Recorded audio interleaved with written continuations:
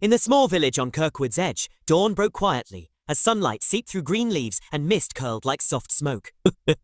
Stood in her kitchen, the scent of brewing tea filling the air, when a faint scratching at the door shattered the calm. The wooden boards beneath her feet creaked softly, matching her racing heartbeat. She stepped onto the porch, dew cool beneath her toes, and froze. A lioness, full-grown and silent, stared at her with golden eyes that glinted curiosity and fear. What would happen next? The lioness neither snarled nor crouched. She gently lowered a tiny cub onto the porch and then stepped back into the haze. The cub lay fragile, its front paw bleeding, each breath a wheeze of pain that echoed in the morning stillness. A few meters away, the mother sat calmly, her gaze locked on her child, her silhouette a golden streak in the rising sun. Clara's heart tightened as she called her husband, then phoned the nearby wildlife rescue. While waiting, she placed a soft towel under the cub and fanned its laughs. What was the mother asking of her? Kneeling close, Clara watched the cub's ribs rise and fall like waves in a storm, blood seeping through makeshift cloth, the sharp scent of mud and fur mingling in the air. The lioness remained motionless, eyes steady, as if trusting Clara despite her human hands. Stem. Summoning courage, Clara spoke softly. I know who you are. You remember me, don't you, Naira? For a moment, the lioness tilted her head, recognition shining in her gaze, like a sunrise breaking through clouds. Clara felt the cub's small heartbeat against her palm, like a timid bird learning to fly, a fragile rhythm begging for rescue. Could a single human touch bridge 10 years of distance? Moments later, rescuers arrived in uniforms, but instead of weapons, they carried medical kits and gentle hands.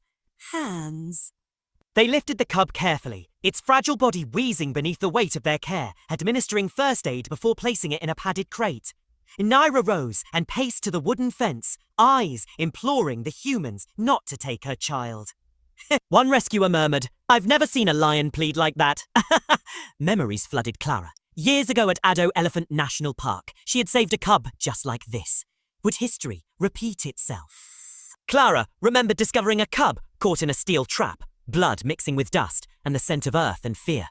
Life drained from that baby's eyes as she freed it, wrapping its trembling body in her jacket.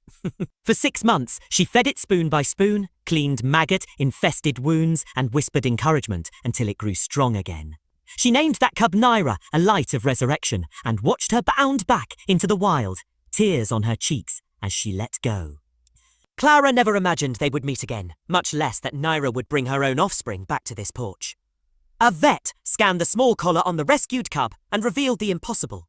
This was Naira's son, a hidden miracle nestled in fur and whiskers. Clara's breath caught as tears blurred her vision, proof that care and loyalty in the wild could span a lifetime. The rescue team prepared to move the cub to a wildlife hospital, promising the best treatment, but Naira would not leave. She crouched low, muscles tense beneath her coat, body sending waves of silent plea. Could a mother's love defy all boundaries? Back at Clara's home, the cub received medicine, fluids, and gentle warmth under bright lamps that hummed softly like a lullaby. All the while, Naira stayed on the porch, unblinking, through scorching sun and sudden rainstorms, as if on guard for threats no human could perceive. She did not eat, only sipped a little water from a shallow dish Clara left by the fence. Neighbors murmured in wonder, then respect, keeping their distance while leaving bits of food at dawn. One night, Clara sat on a wooden chair beside Naira under a silver moon, whispering, Do you remember me? I have never forgotten. On the 3rd morning, the vet declared the cub stable enough for fresh air under a pale sky. Clara cradled him gently and carried him onto the grass where Naira lay in silent vigil, dew pooling beneath her paws. The cub looked up, weak but determined, and let out a soft cry that trembled in the cool air. At that sound, Naira crept forward, dew clinging to her golden fur like tiny jewels, and nuzzled her son's forehead, then rubbed her head against his back, in a silent embrace. The village held its breath, moved to tears by the sight of mother and child reunited. Could anything more beautiful exist?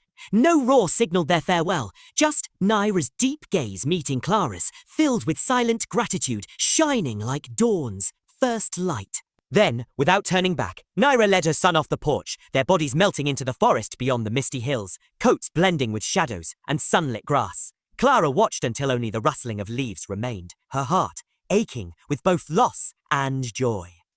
Yeah. While she stood there, the hush felt sacred as news of the reunion raced through local papers and exploded on social media across South Africa. Could a single story rekindle faith in nature? Scientists took notice, launching studies into lions' long-term emotional memory. A University of Cape Town team published a paper titled Naira, a wild emotional memory, exploring how the lioness recognized a human after a decade apart. Invitations followed. Clara appeared on Geekkeeper television, voice trembling as she recounted miracles in the African bush. Kiwa! Her story became a beacon for conservation, inspiring researchers and ordinary people alike. A BBC Africa crew arrived with cameras, capturing Naira's cautious return and Clara's gentle hands. And what truths would this reveal about bonds that defy species? In Kirkwood Township School, children painted a mural of Naira and her cub beneath the words, "I remember" and "trust," their brushes eager to honour the tale with bright strokes of colour. Students wrote letters to Naira, knowing she could not read them, but wanting to send love to a wild heart that had once known loss. Behind Clara's house, she planted wildflowers, where Naira used to wait, calling it a waiting corner, a living memory of devotion. Each morning she sipped tea and gazed at the tree line, expecting to see tawny fur against the greenery. At school, children pressed faces to the mural, eyes wide with wonder at the thought of Naira's return. Would Naira ever come back for a visit? Then, one rainy dawn, Clara discovered 2 wet paw prints on the narrow path by her fence. One large, one small, just as they had left months ago. No one else saw Naira come, but Clara understood her old friend had visited secretly, leaving a silent greeting in the mud. Sigh. From that day, she recorded those sightings in a leather-bound journal. Dates when footprints appeared at first light, leaving their mark like a heartbeat in the earth. Each imprint felt like a whispered promise from the forest that kindness, planted deep, could bloom in unexpected places. What stories remained hidden beneath the grass? Clara wrote the full story and sent it to her friend at Addo, ending simply, "It has returned." In a world drifting from nature, their tale stood as living proof that a single act of care could ripple outward, sowing hope where it seemed lost in the noise of everyday life. Deep in the Addo forest, Naira still roamed, still remembered, and still believed in humanity's goodness, guiding cubs beneath golden skies.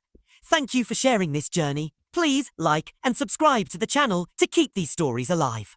What miracles await in the next dawn? Months passed, and Clara's days settled into a gentle rhythm shaped by hope and quiet wonder. Each dawn, she stepped onto the porch with a cup of steaming tea, eyes sweeping the tree line for a flicker of tawny fur. Neighbours no longer murmured in confusion but smiled knowingly as they passed, carrying news of distant forests or fresh wildflower blooms. Clara began to collect notes on the footprints. Each set mapped a constellation in her leather journal, evidence that Naira and her cub still threaded their way between human and wild-hued. Occasionally, she found tufts of golden fur caught on a low-hanging branch or a single paw mark pressed into soft earth beyond the fence. Each token a reminder that trust forged in kindness endures. Windy. On warm evenings, she walked the dusty path toward the forest's edge, whispering stories of Addo's sunlit plains and Naira's return. Fireflies danced around her feet like living embers, and owls drifted overhead, hooting gentle lullabies to the night. Mate. In her heart, Clara carried the knowledge that love, once sown, blooms in shadows far deeper than fear. As dusk painted the sky pink and purple, she felt a shiver of anticipation. What wonders still hide beyond the mist?